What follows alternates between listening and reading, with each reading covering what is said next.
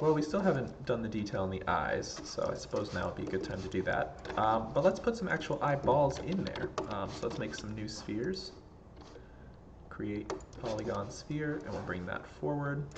And just start with one of the eyes, try and get it in the right spot. I like to rotate this eye down. And you can actually snap to perfectly 90 degrees if you're holding J while rotating, and that'll snap to every 15 degrees, so that's at exactly 90 now. Or you could just type 90 into your channel box.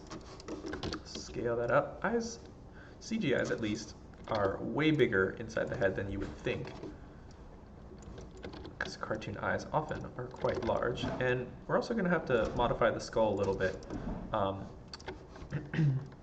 because this tends to happen a lot with CG models, is their eyes, the outsides of their eyes go way too far back in their head, so we're going to have to bring this forward to make our eyeball look a little better. But first let's just place them where they would look good, and we'll mirror this over to the other side. So we want to mirror it this direction, which is Z. So I'm going to duplicate this, and I'll change my Z value to a negative 2.779, and there it's in the exact same spot. So I'm going to go back to pulling my head a little bit. So I'll go to my inflate tool, sorry, my sculpt tool. I'll start pushing this forward a little bit until it starts wrapping around the eyeball nicely. But I forgot to turn mirror back on, so I'm going to undo all that. Very important to save as you go, so you don't accidentally go too far. So I'm going to save right now.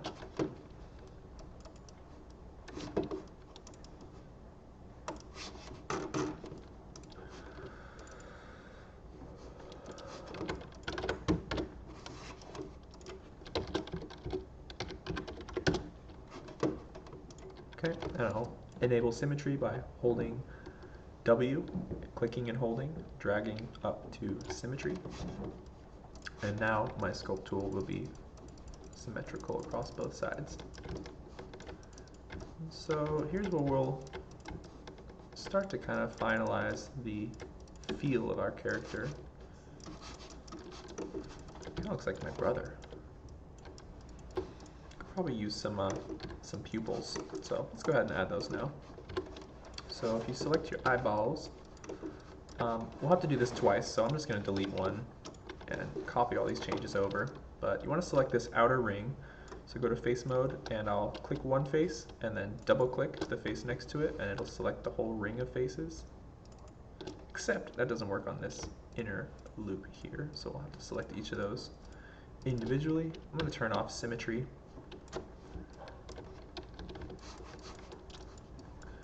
And I'm going to extrude this in. So I'm going to hit B to turn off my soft select mode, and Control E to extrude. I'll extrude this in a little bit, and there's his eye.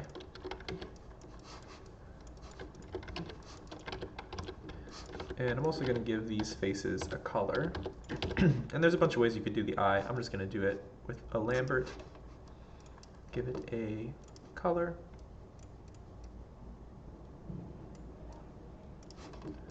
And same for the pupil on the very inside. Watch out that you don't drag select faces behind.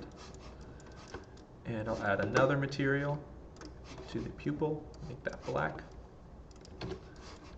And the rest of the eye is going to be white.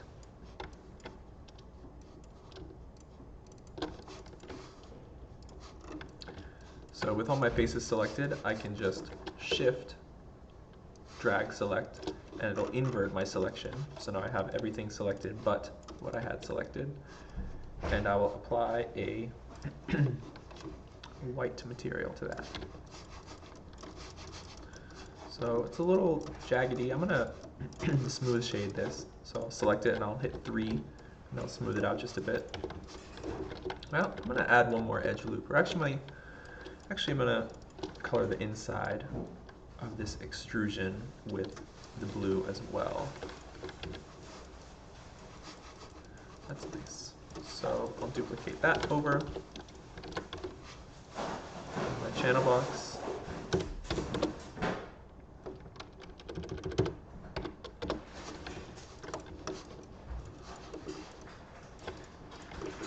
And I'll keep tweaking the head until I'm happy, which I'm not.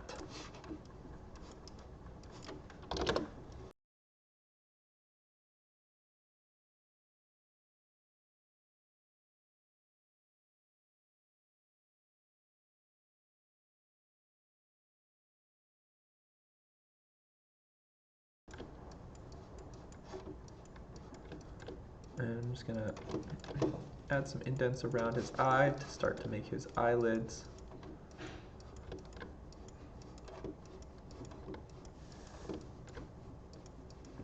And that's looking pretty choppy, so good old smooth tool will help us out with that.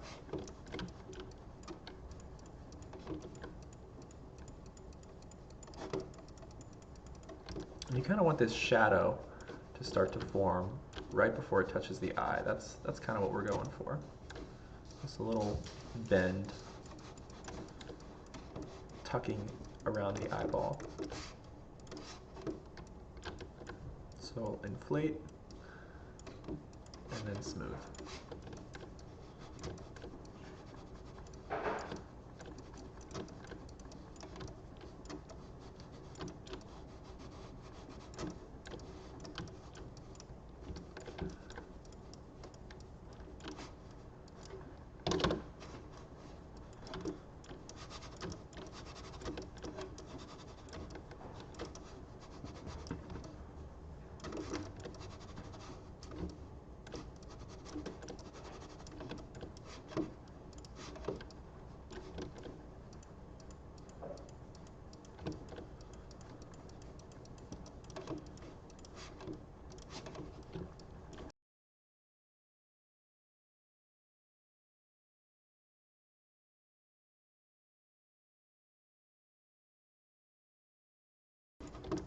We're going to be retopologizing this whole thing, which is drawing polygons onto this model, because there's a very specific arrangement of these faces that are optimized for deforming, and that'll come into play once we rig and animate this character. But if we're just modeling, you don't have to worry too much about the topology. That only comes into play in later steps in the pipeline.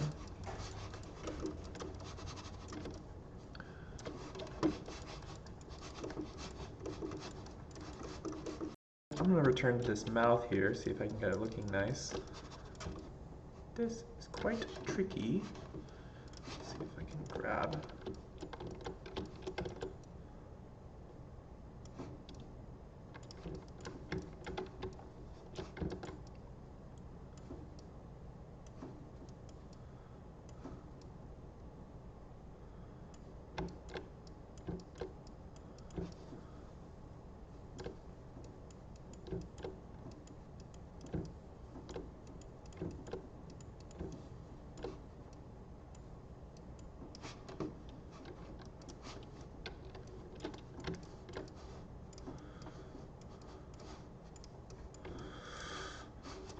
Really giving him a lip job here, man.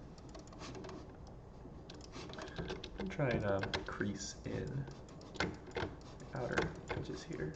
See if that helps. Using the sculpt tool, and I'm holding control to push in on the areas where I don't want the lips to be too intense, and smooth it all out.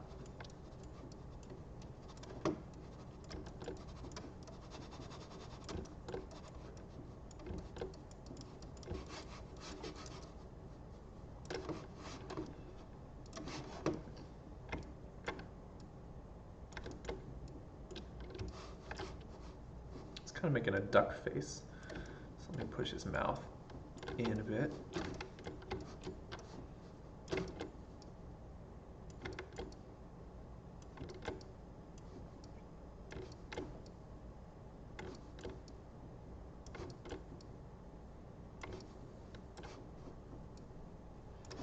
And when we're modeling this, we kind of want him to have a neutral mouth pose. You can pose him into a smile if you want your model to look that way, but once we start rigging this character, neutral is going to be the best starting place so that he can both open and close his mouth nicely.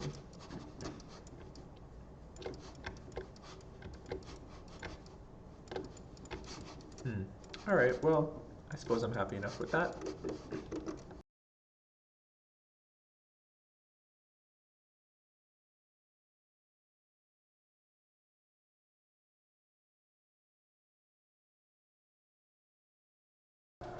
Yeah, I think I put his jaw a little too far back. His jaw should be ending.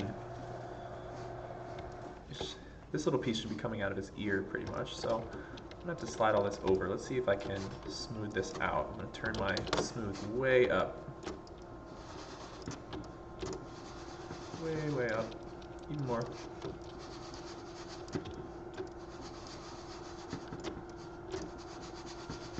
Smoothly smooth. Back to a sphere.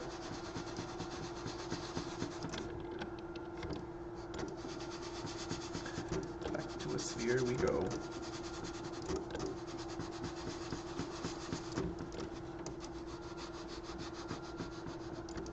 Alright, that's as smooth as it'll let me be. So let's start to sculpt out this new jawline. Ooh, that's too much. Let's try 1.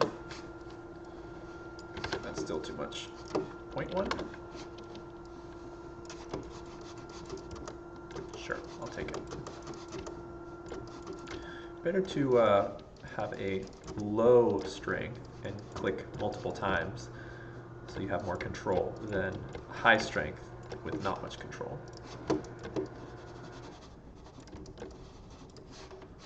Alright, and I'll smooth out back here some more. Actually, I think I'll use my flatten tool here.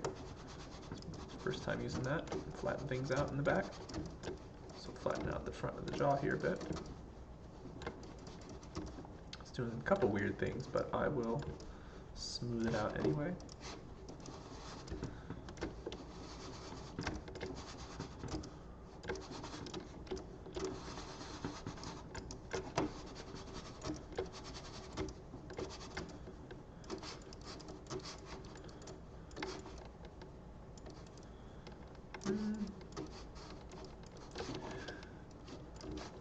Yeah, I think his proportions are a little strange. Might do some overall grabbing to try and reshape his head just a little bit. His face seems a little small and the back of his head seems a little too big.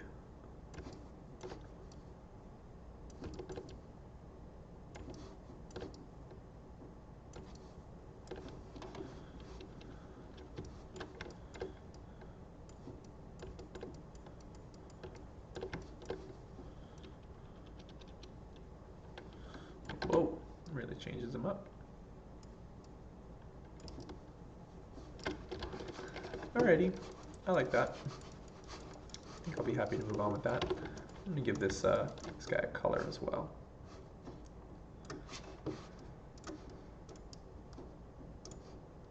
Skin color is kind of light orange, fleshy.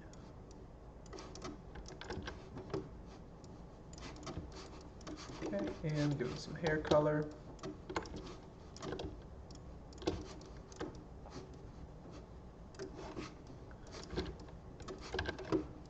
I'm actually going to make this a Blinn, which is a little more shiny, or Fong works too. And here we can change the cosine power and change the reflectivity to match hair a little bit more. Just take down the color a little bit. Okay, we're getting somewhere pretty good. I'll probably just keep tweaking this until you're happy with it. But those are the basics of the sculpt tools in Maya. I do strongly suggest looking into ZBrush. It's got a lot more features just for this, just for sculpting, and you should just see what some people have made. There's some really cool cool character sculpts, and it's pretty easy to bring them back and forth into Maya. But you've got essentially a lot of the same tools available to you in Maya. Oh, that's why. He doesn't have a sideburn. Definitely needs some sideburns.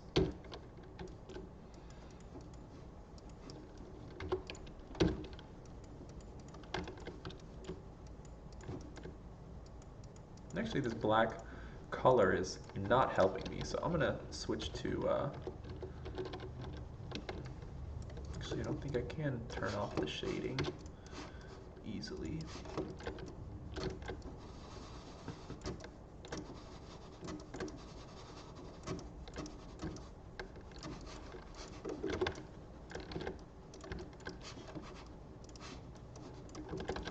I'm gonna change this Phong to a lighter color so I can see it.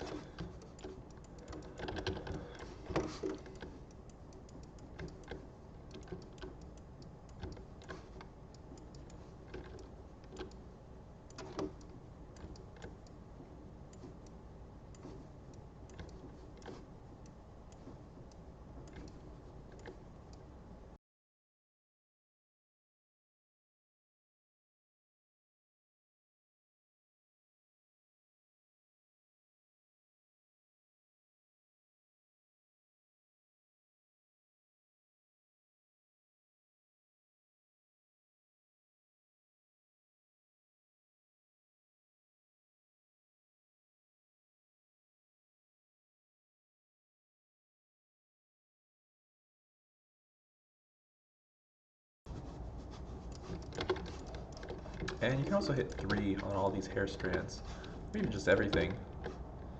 Except for, there's so many polygons on this head, I'm not going to do a 3 shading, it's a little too much, but just on the hair strands for sure. Nice.